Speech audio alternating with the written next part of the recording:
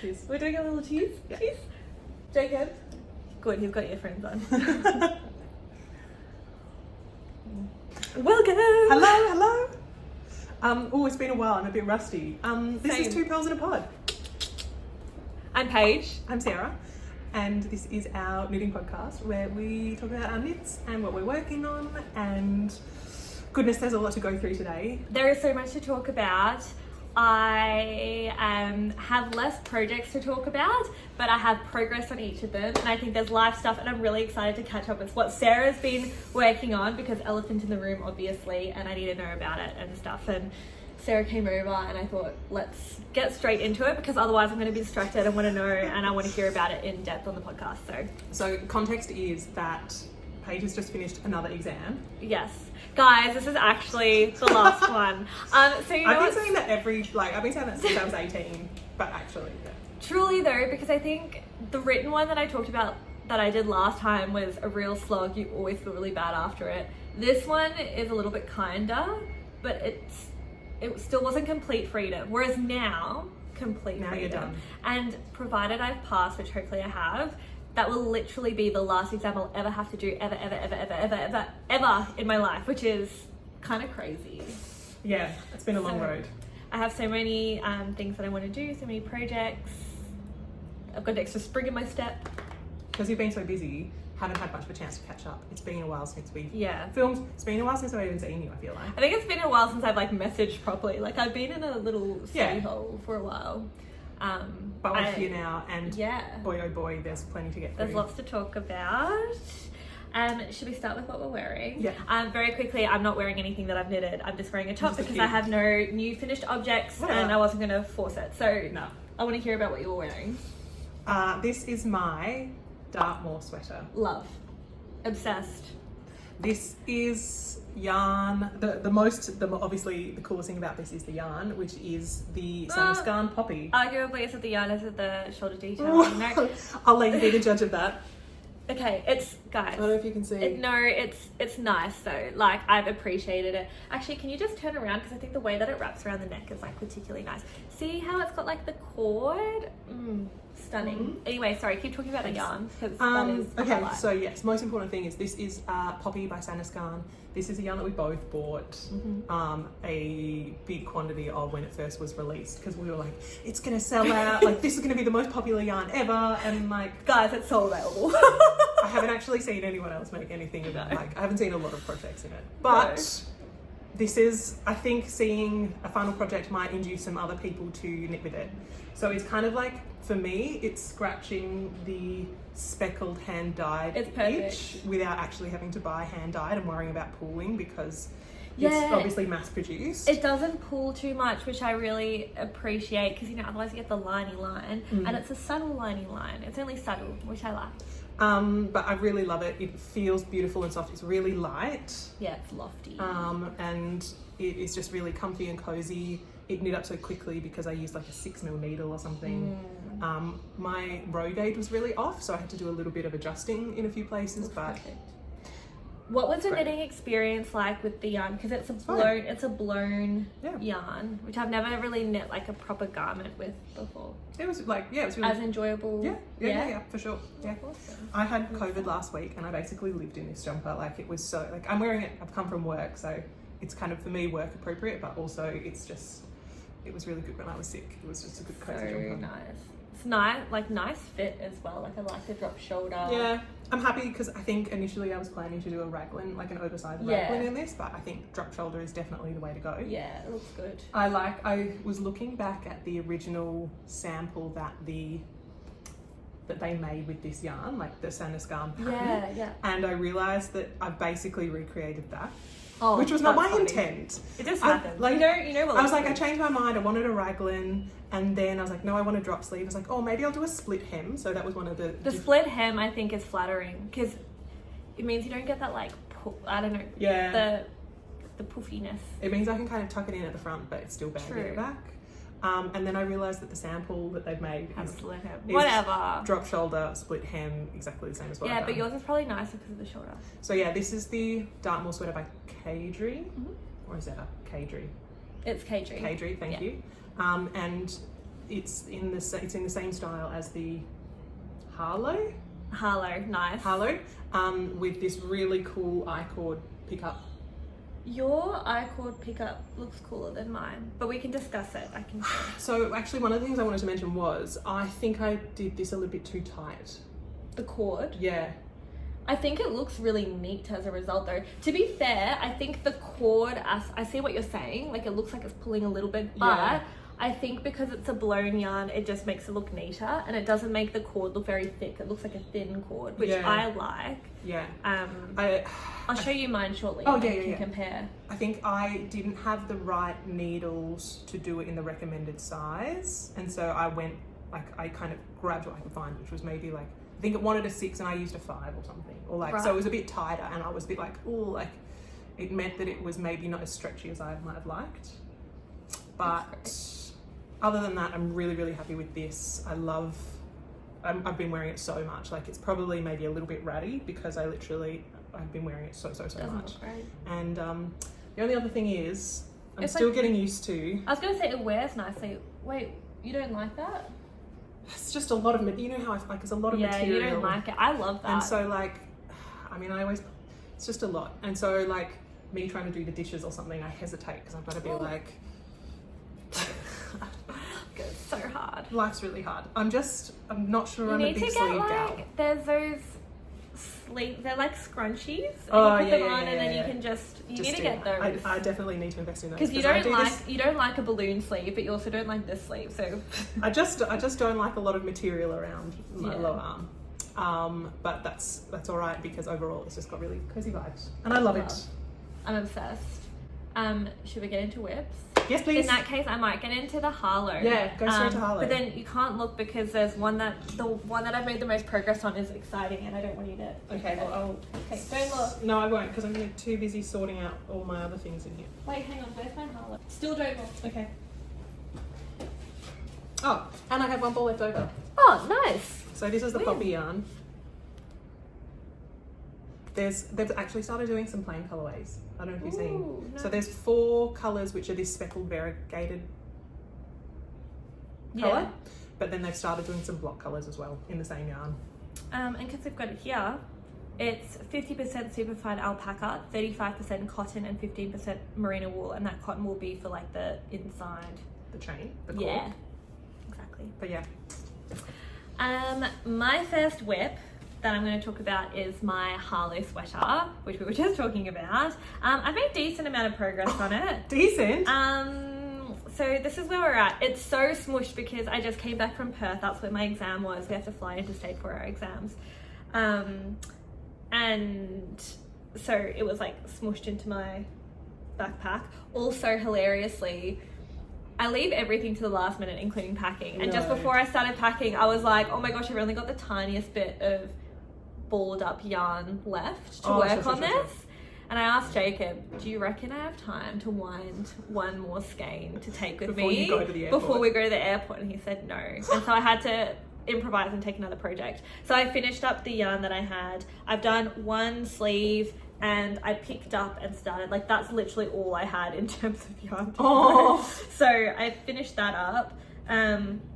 I've made it out of, oh my gosh, it looks so smushed. So just ignore that. But it looks worse on camera. It does. It's not as bad in real life. It's made out of the Harriet? Yes. Juniper Moon? Yes, Harriet Juniper Moon alpaca. It's so soft. It's in the colour travertine. And I don't actually know if that's how you say that word. You know, the kind of word that you just read. Yeah, and you never actually say out loud until you do. And then you realise it's in public on a public forum and get a bit shy. Yeah, so it's in that, and then it's by that K-Dream pattern we were talking about before. This is the sort of shoulder detail. The picking up doesn't look super neat, but I'm hoping that with blocking it'll look neater. I still like it. I'm curious to see how that'll block. The difference with mine is it's one sort of visible chain length as opposed to Sarah's, which is like a cord. And I think that was because I made an effort to catch one of the, maybe it's because of the stitch that I caught. Yeah, like, because on the inside. Does that make sense? Annoyingly on the inside it kind of looks nice. Nice. or whatever. No, I like the outside better. Regardless, doesn't matter. Actually, like when I did it because I wanted a single chain stitch. It's just the way that it picks up. Yeah. But I think the most important thing with these is as long as you're consistent. Yeah, exactly. Well, I looked at the sort of pattern photos of the pickup, and it does kind of look a little bit like this. So I know it's not that I've just made some sort of messy error in my picking up. I know it's meant to be like this, and I think it'll just, with blocking, become less obvious. I feel like we should clarify. You start with an I cord. Oh, yeah. Did we say that? I can't remember. No, we didn't. So basically, to start this project, you start with an I cord. You get one long I cord and then on that you pick up stitches from which you do the backs. And then you pick up the other side to do the front. Which is neat. Which is a really nice look. It's such a good idea. I think it's a little bit annoying to knit I-cord though, so I don't love that part. But whatever, like you got to do what you got to do. It's at the start when you're like motivated and excited. So I kind of know, but like lazy me, do you know? I kind of want to get one of those little handheld I-cord machines, so I don't have to do that. I'm tempted, but anyway, yeah. So that's that. I think hopefully I will get this done. That'd be super nice. In terms of sleeve, I've done like kind of what the pattern said, which is do decreases along the bottom, and then I don't actually remember I think it's meant to be double rib. I don't remember I think I've done something different for the cuff. I've just done 1x1 rib in a very small needle size to make the cuff. I was gonna say, this cuff is like a work of art. I'm pretty proud. Look at this thing. You can see it is perfection. I mean, I'm pretty proud of it, but it's this went down like a lot of needle sizes to get that cuff. It's stunning. But I like it, and yeah, I don't know, always otherwise my cuffs, like the ribbing doesn't cinch in on my cuffs unless like ever, but using the small needle size it's cinched in nicely, which I like. Like really, like how many sizes down did you go? Like I'm pretty sure I need to know how to achieve this effect. I'm pretty sure from a 4mm needle to a 3.25. Okay. Yeah. I mean, look at this monstrosity for comparison. Anyway. It's alright. So yeah, that's my Harlow sweater. Hopefully it'll be done soon so I can get to wearing it. Nice. I love that we have the same pattern. Yeah. Do you have some finished objects that you wanted to go through, or do you want to do whips? I've got 2 finished objects, both of which are small. First of which is just a that's nice beanie that I have made for a friend for his birthday. This is the one I said I was going to do the September, which is the Brioche Beanie. And someone in the comments was like, wow, you must really care for this person to do a Brioche Beanie. And I was like, oh, I don't know. And then I started trying to make a Brioche Beanie and I worked out what she meant. Because that was a humble, like this is, I've just done a 1x1 rib beanie. I find that way more annoying than a brioche stitch. I mean, we can talk about it because I've got a brioche beanie that I've started that we'll talk about.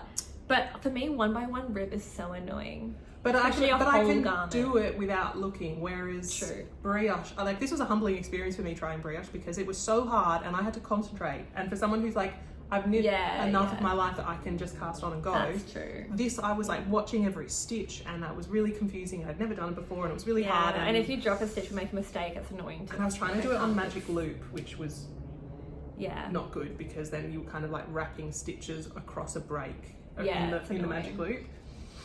So I bailed very quickly and I was like, no. And so I've just done a 1x1. Can I just say, this Peppin for a beanie is really nice. So I've used... I rate this squish. Yeah, it's called... the brand is Fiddlesticks and the yarn is Peppin. Yeah. It's an Australian superfine superwash merino. Oh my gosh, this is so much cuter than the beanie I'm making. That looks great on you. Damn it. I know. No. Everything looks good on you. No, but like, look at this I'm not a beanie person. I'm also not a book person. But I you look great. You know what it is? I think it's the haircut. I haven't had short hair with a beanie before. The short hair life is new to me, so I think that's why I'm into it. Very into it. So this was, I just used the Purl Soho's free 1x1 rib beanie. I can't remember what it's called. It's like simple 1x1 rib beanie. But yeah, it was. Once I ditched trying to do brioche, things flew. Love. And this one used like 2.1 balls. I had to break into a third, which was annoying. Oh, that's annoying. But that's life. Have you blocked it already? Oh, I think I gave it a bit of a steam block. I don't 'Cause I was know. gonna Would say- you even block this sort of thing? I would, just because it makes it look so neat. Okay. This one, like, I wasn't sure if you blocked it because it already has great definition and looks neat. Yeah. But I think it looks even better blocked. Okay. So I would. This is the first time I did a tubular cast on. Proud of you. It looks neat. I'm pretty happy. It looks neat. Thanks. And then I have one more beanie to show. I'm so excited to see it. I've just seen the peak. It looks so good. This is my Musleburgh beanie. I'm obsessed. It's Ready? so neat. It looks so good. You've nailed that. So this is the Musleburgh hat by Isolde Teague, which is a super like well-known popular pattern. I have used fingering weight yarn for mine, which flew. Like this was Really? Well, I mean, it's such a. I did it on a 3mm needle. I got a shortish chowgu, so it was like the perfect size, so you could just knit stock in it forever, and it went really quick. But What pattern did you use? Oh, sorry. You've already kind of said, and you've said that you'd modified it, and yeah. no, but so I kind of worked out how I could possibly make this reversible, but then Isolde released like a pattern update where she showed you like the Amazing. the Because colour I'm stripes totally making one of these before I go traveling. to make this a reversible beanie. So one side, which is like the side I'll probably wear it most often, is using Sandnesgarn Sunday. Can I just say though, I love see how you've got the tiny little peekaboo of that. I love it. Oh, you don't like it? I think I kind of wanted it to be block, but this was also just I like a love bit of a it. For fun me, project. it makes it a like little a little bit. hint. For me, it looks different. It doesn't look like a basic beanie that you've just bought. True. You know. Also, it'd be super warm because it's double. So the green is Sandnesgarn Sunday in the colour 9581, which is like just a good kind of hunter green. And then my other colour, which is the orange, the fluoro side, is a hand-dyed sock yarn by an Australian hand dyer, and her brand is called Hodgepodge Skeins, and this is in the colour Juice. Careful, I thought you were going to dip Drop in it your in tea. tea. So I'm really happy with this. It worked out It's perfect. like kind of better than I expected, given this was just like a fun thing to try. It's perfect. So yeah. Yeah, show us that way. I love the peak of the lining. The little it hint. shows that you've got a lining, which is really cool. Yeah. So actually, it worked out really well, and it's really fun, and yeah. It's perfect. I'm obsessed with it. It's really, really nice. This used less than 50 grams of each colour.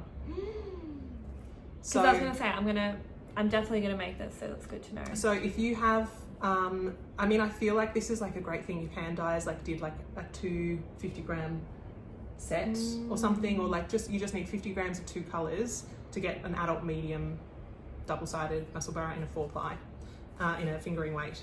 The only thing I'll say is I kind of prefer, because you obviously knit from one end to the other, I kind of prefer the shaping that you start with rather than the one that you finish with. Right. Like I like the look of the shaping more, and I'm probably going to wear it with the green. So start with the colour you're probably going to wear more would be my general suggestion. That's good to know. The other thing is this is superwash, this is non-superwash, and so it means that this one is a bit more slippy than this one, which like these are super small details. Yeah, my care factor is 0. No, but it's just like if you could get 2 which are kind of in the same yarn, I think it would help. Yeah, that does make sense. Mainly because if you don't want it to peak, one is going to be if one's more slippy than the other, it's going to peak out a little bit more. Yeah, I mean, yeah. But yeah, anyway. I mean, for me, these are all like plus factors, so I guess it's good to know that context for both sides of the river. I don't know if that's the same, but it is now. But overall, this kind of was just like a trial run, and it worked really well, and I think it's really fun. You've nailed it. That's so great. Show me some whips. Okay, so we've already seen my Harrow. Da, da, da, da. You're gonna die. I can die. This is why I was like, don't peek before, because you'll die. So this is my progress on my ribbon. You have done so much. Look, Gal should have probably been studying, but when she wasn't, this is what she was doing. So this is my ribbon vest progress. It's kind of hard because the needles, it's a bit bunched, but I'll try and get like a good bit so that you can properly see.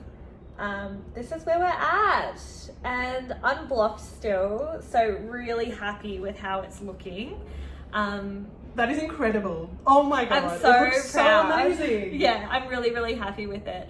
I have to say, like, picking the colours is so hard. Every row, it's like you haven't planned I really it, so you struggled. just kind of... Well, I initially planned it, but it didn't look as planned when I did a couple of colours. So now I just messed up the order sort of thing that I did. So now I'm just winging it like every row. And yeah, I think like for instance, this row I really liked, and then this row, and then this one I was like, I don't actually know if I like the white. But then I thought it was like too much contrast. Oh, it's so good. But I wanted like a good mix of like low contrast and high contrast, because when it was all high contrast, it looks a bit intense. And so I'm loving how it's looking. You've done so well. The floats inside are pretty impressive. Like, you could wear that inside out. That's so beautiful. It's kind of cool. That's really cool. You can kind of see the bows. I actually did follow how they said to do, like they show you how to catch your floats in the pattern, like exactly where, and I think that's what gives it the bow appearance on the inside, which is kind of cool. Oh my god, so yeah, it looks oh my god. And pretty much, so the size, like for reference, this is a Japanese pattern, and they have two sizes, adult and child, and the adult pattern is huge. I cast on and did the ribbing, and it looked like it was going to be massive, so I cut off a couple of bows to make it smaller, and I'm glad I did, because even then it's still like, it's not huge, but it's still pretty big. It's gonna be a boxy fit, and it's not blocked yet even. So have you tried it on? Not really, because it's kind of a weird amount to try on anyway. Yeah. And also there's just no way I'm undoing this. It's just been too much work. So like, it doesn't matter. And you know as well, I'm all about like starting again, but this is actually something that I'm too deep, like way too deep with this. I think if for whatever reason it was a real problem, I would steak out worst case. Yeah. Which I prefer not to, but yeah, worst case. Doable. The other thing I was saying for sizing is because it ends up being big. I think in the pattern you go up like another number of rows before you get to like the armpit. Whereas I think you're almost there. Well, yeah, like the row that I've started is going to be the armpit row now. Oh, nice. So yes, very good. With, I don't know if you can see, with blocking. Perfect. Because I like a slightly crop. Yeah. So yeah, and that's why I've paused right here, because I had to kind of change tack a bit. Yeah, new thing. Like, it's a very addictive project. I would believe because you just want to finish your row of bows. It's actually like, if you're a beginner color work knitter, not kidding, this is totally beginner appropriate. Yeah, nice. Because it's literally, you've only got 2 colors ever at a time. And then you're repeating the same thing different over colours and over. on each row, like you're just exactly like you're just managing 2 colours for a whole block, and then you move on, do another 2 colours. Oh my gosh. Yeah, like it's really satisfying. The other thing that I would recommend is, if you're doing it, I've put, you can see here, like little pins over the pattern repeat. I would recommend that, because it's very easy, particularly in the beginning, to kind of accidentally like knit 3 in one color, knit 4 in one color or whatever, and then forget, or like do the wrong thing for a whole row and then have to undo it. Whereas like having the pins there means that you're very like it's much easier. But yeah, I'm really happy with it. I'm excited for this one to be done like in a while. Obviously it's also going to be the first project that I'll ever have sticked. And I'm really excited to do that, because I think it's convinced me like it's actually not that hard, and I think I'll do it more in future projects. Like for instance, we're going to do the chestnut cardigan by Murray Wallen, and that was an intimidating thought of like converting a pattern to be circular and then steeking it, whereas now it seems much more approachable. Similarly, the Norwegian Olympic sweaters seems more approachable. And even like I did a sit and knit session thing at Make and Maker. Oh, I'm so jealous. It was fun, like meeting people. And there was one of the ladies who I was sitting next to, she sticks every cardigan that she does. Like anytime she does a cardigan, she sticks it, which has convinced me, like I think I've whinged about it on the podcast before, I hate the Purl row and I hate knitting flat. And imagine just being steeking like... your cardigans. And like she'll steek it and then she'll do the button band and like it's perfect and it would just be game changer. So yeah, that would I'm really excited. enhance my cardigan. Yeah, I would make way more cardigans. Yeah. Like, because I think it's one of the reasons I like sweaters is knitting in the round. It's just so... I think I just really enjoy just having something that you can work on and not have to worry about. Totally. What you're doing. It's actually not that much more, particularly if it's like a stockinette kind of cardigan. Yeah, exactly. It's actually not much thinking. Yeah. Like, because the whole pattern's the same except for just like some steek things. So yeah, I'm convinced, like 100%. Converted. So yeah. Love that. Yeah. So do you have any more? I've got another whip. Yeah, I have another whip after ya. So I'm really leaning into oversized drop shoulder pullovers. Totally. Oh, love. Yeah. So, where are we? Oh, the neckline looks so good. I'm working on this. It looks so great. This is the Clay Sweater by Azetta. And I really love it already. I'm loving it. I tried it on and I was like, oh, this feels trendy. I think it's the neckline feels very trendy. The neckline is sick. Yeah, so I don't know if it's going to show up in this light. This is like a sort of a textured pullover with kind of rows of stockinette and garter. I just need to examine the neckline. So it's a 2x2. I 2x1. did a 2x2, but then rearranged it to do a tubular bind off, which I've only ever done once before to like very subpar consequence. But this one is not, it's not the best, but it's not the worst. Anyway, happy with that. I like it. This is really Moorish, like this is a, like the row, like the pattern is just really enjoyable.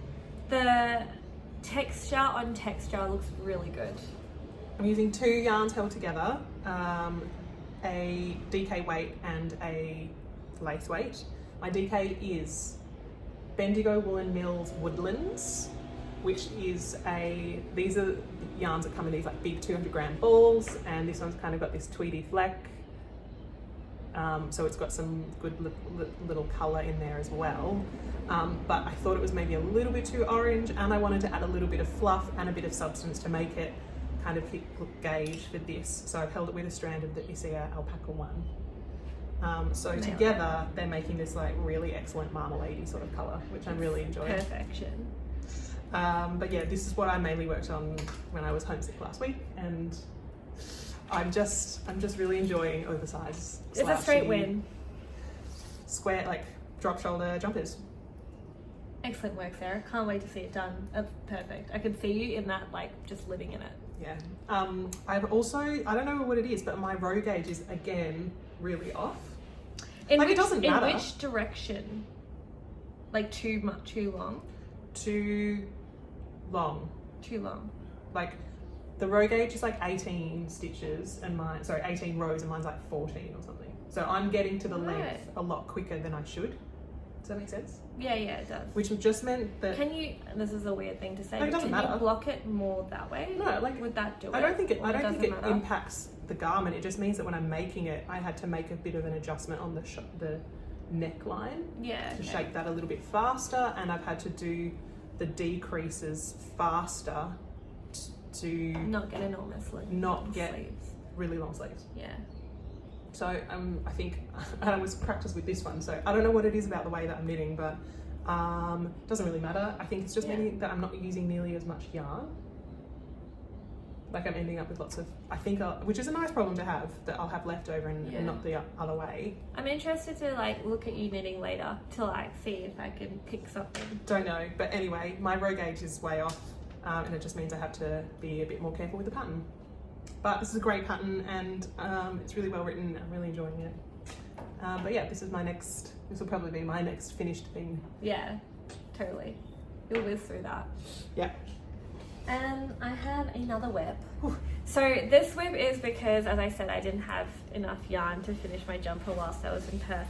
So I needed something that was portable that I could just pick up. So I picked up, I was planning on making a beanie out of this colour when I bought it, and so I thought that I'd start doing the beanie. So the colour was the inspo. I loved this like bright fire engine red orangey kind of look, This is Double Sunday. Both are by Sandnesgarn, and they're both petite knit colours. This is Double Sunday, and the colour is, oh no, I forget that they always do the numbers on here. But not the names. Yeah, the colour number is 4008, and then it's the same for this, and this is Alpakka one. Or the Sandnesgarn equivalent of Alpakka one. Oh yeah, it is. It Starts is with a B or something. Sandnesgarn. It is like it's a lace weight alpaca. This I basically did like a giant group order ages ago from Garntopia, and one of like the randoms from the knitting group who contributed to the order, she bought this lace weight but in a different colour, and I just love the look of it and the texture of it. It's just got like the right amount of floof and it just looks really pretty, and so I always wanted to knit with it. And then I've seen a lot of people, including Sarah now, who like kind of use it to make your gate or to make the yarn a bit chunkier, while adding a small amount of fluff without it being mohair level fluff. So I feel like Alpakka one is so good for that because it's like it adds body, like it adds substance, texture and colour. Yeah, like it's great. It's just a great little additive. Yeah. However, I will say, when we start talking about it. So firstly, the pattern that I'm using, I'm not super far in, but I'll show you like texture wise. The pattern I'm using is the one that Sarah was talking about, which is the September hat by Petite Knit, and I'll show you just so you can see it. It's just an all brioche beanie, and because it's brioche, it's got like great squish stretchability factor. Okay, I'm doing something wrong in my brioche because yours is so nice and mine is not nearly this nice. I don't know. Yours, maybe it's tighter. I can show you what I'm doing, yeah. and you can sort of decide. But I've knitted like this. I've used this pattern before, and I find brioche really quick to knit, which is why I was surprised, and why I prefer it over a 1x1 rib, because it's squishier for me. Yours, to be fair though, yours looks neater to me now, whereas this looks more 1x1 ribby. Anyway, whatever, because like Sarah's, I guess, cinches in a bit more, which I really like. And it's a bit denser, whereas this is a little bit more lofty and squishy. I think it'll make her an absolutely incredible beanie. See, here's the thing. Initially, I started knitting actually, you know, the one that you said that you can use any yarn for. Oh yeah. She's written the pattern for multiple gauges of yarn. Yes, is that her pattern? Or the Musleburgh, which is where No, it's not the Musleburgh. Then it's the Andrea Gorn's 2x2 rib beanie. I can't remember what it's called. I started knitting that with this yarn, but because that one's like, yeah, it is a 2x2 rib beanie. Basically, it didn't have, like, it completely compressed the yarn down to make it a really like thin beanie, and so I kind of got a little bit far into it, and then I kind of feel like it wasn't the look that I wanted. Yeah. It was just too like squishy, compressed, and it was like I don't know how to explain it. It's kind of like, imagine if you like vacuum sealed a beanie. Yeah. And I mean, that pattern she specifically writes, she wants it to be a snug sort of beanie. Exactly, which wasn't what I wanted with this colour and yarn and stuff. So I ripped it apart, and then I started doing the September hat. Beautiful. In saying that, I don't know, I kind of just feel like it's a bit, I just don't want it to look like, you know, there's just like $2 shop beanies. I'm just worried it's giving that and not the luxe vibe that I wanted. The other thing is, now that I've knit it with the alpaca, I know I was like, it's not too much fluff, but I actually wonder if what I really wanted from this was a dense alpaca fluff beanie in this colour. Like super fluff? Like, you want more fluff? I think I wanted more fluff. It's and maybe like the Oslo, is it the Oslo or the Stockholm hat? I get them mixed up all the time. The one that's like a really dense Oh yeah. beanie. It takes a long time to knit. I think in hindsight that's actually what I wanted. But the thing is, I bought the yarn for this project. I bought enough only for this project. I'm gonna just finish it, and I'm gonna wear it, and I'm gonna like it. I like it. And then and I might, like, once it's blocked and done, like, I might like it a bit more. I think you might surprise yourself. Yeah. Do you know the fear I'm talking about? Yes. Does it give you No. a vibe? Okay. That's my concern. No.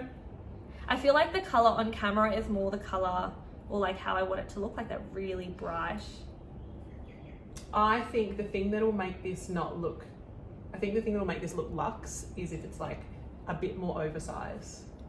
Like you don't want it too small. Yeah, you don't want it too small. Like I think if you make this like make the big bigger and luxurious size. and like a bit kind of like, I think oversized will help. The other thing is, Maybe. I normally do, so because it is in brioche, I didn't really remember how to do a brioche cast on. In hindsight, I should have just done my normal tubular cast on because they got me to do the like Petite knit rights, do an Italian cast on. Aren't they the same? Mine looks different. Okay. Hers looks a bit different. Like it words, I don't know if I'm misinterpreting her instructions, but I just followed the instructions and see it looks funny there. I don't know why. Oh well, you And won't see it. it doesn't normally, well you will because it's a flipper. Can't you flip it the other way? Oh yeah. So I was just at this moment, I was like, is that really dumb of me? Like No, it's a I double-sided stitch, can't you just flip Yeah, it? I can. Anyway, whatever. We'll figure it out later. I think persevere. I am. Like, I've committed. Yeah. Like, I know I'm going to just finish it. It's going to be great. But I'm just not as excited about it. But it was all I had on the plane and stuff and in Perth, so that's what I was going to knit. And I only really knit when I was on the plane, so Yeah. that's that one. Nice. Those are all my whips, actually. So I have keep going. I have one more thing, which is probably the thing that I'm most excited to talk about. Okay, don't, because like my palpitations. As Um, you start saying that. Okay, so Oh no, stop doing that, you're stressing me out. I would like to talk about an acquisition that is for a new cast on, which is part of a KAL. Okay, go ahead, please. I feel like stop doing all these like teasers. So, the pattern I'm talking about, the KAL I'm talking about, is the Book Club Cardigan KAL, which is a pattern by Sari Nordlund. She just released it. It is this like beautiful cabled cardigan. I was like, the minute that it came out, the minute that she put it in for testing, I was like, this is everything. Also, like as a bit of a bookish person, I think I just very much you needed to make it because of the name. Because of the name, which is silly, but also I love it. Anyway, so myself, Mathilde from Nestled in Knits, and Sandra from Enso Knits, the three of us are hosting a KAL, which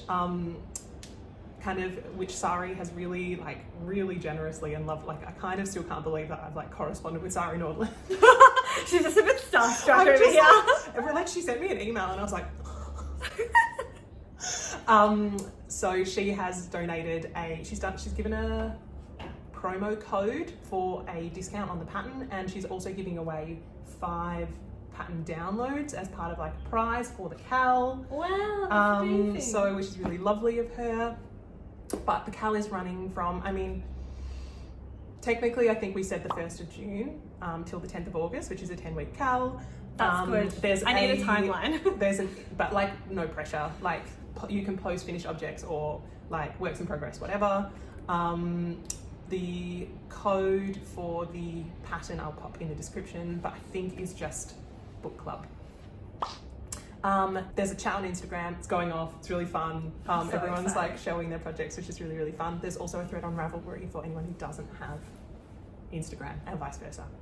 But we made some things. This is a little prize I'm going to give away as part of it. Guys, I have this fabric as a tote bag and it's so good. So I did a little video kind of explaining the KAL and I showed some yarn that I was going to use. I've since changed my mind. I decided it was too red and I have too restrictive a colour palette that I just was like, no, it's too red for me. And then I got in touch with a yarn brand that I've bought from in the past, and they offered to send me some yarn to make this. Oh my god, no way.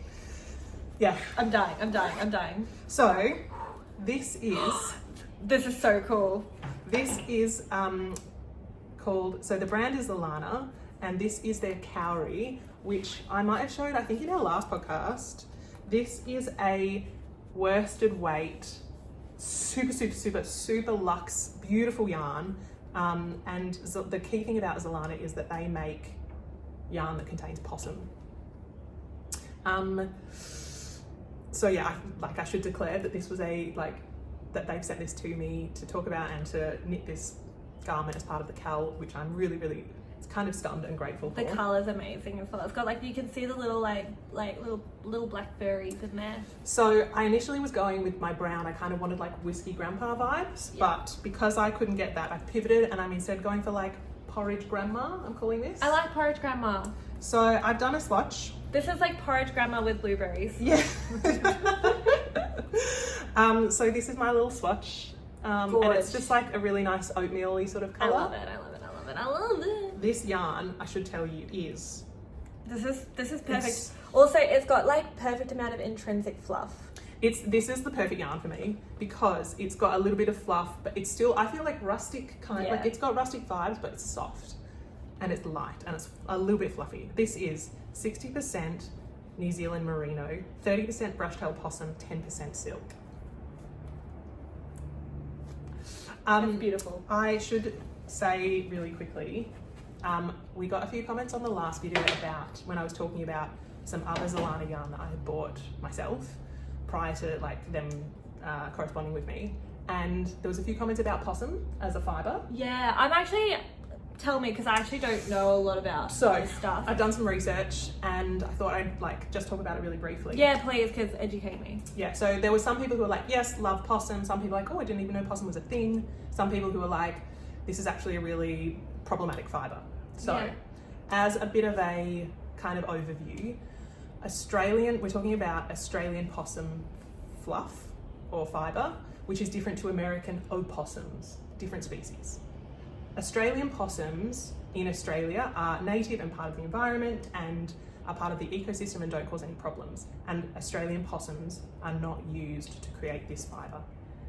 This fibre uses possums which were, so when Aotearoa New Zealand was invaded and colonised by Europeans, they brought Australian brushtail possums with them to support a fur trade in New Zealand. It was in New Zealand that, without their kind of outside their natural ecosystem as an introduced species, the brushtail possums became really prolific, and today they are a massive, massive pest. Yeah. So, like so much so that they are absolutely devastating the environment there. And I think maybe Australia and New Zealand particularly are both countries which have been really devastated by introduced species. Yeah. Far more so than I think other countries. Like Australia has, I think, the highest rate of species extinction because we have so many introduced species which damage our environments. New Zealand in a really similar position.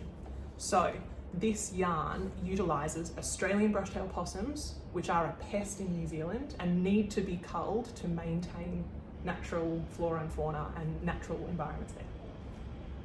I contacted a few different suppliers of possum yarn to like ask about how they acquire the fibre, and they said that this is a regulated industry that is administered and overseen by the New Zealand government and is like expected to maintain standards of the Animal Welfare Act.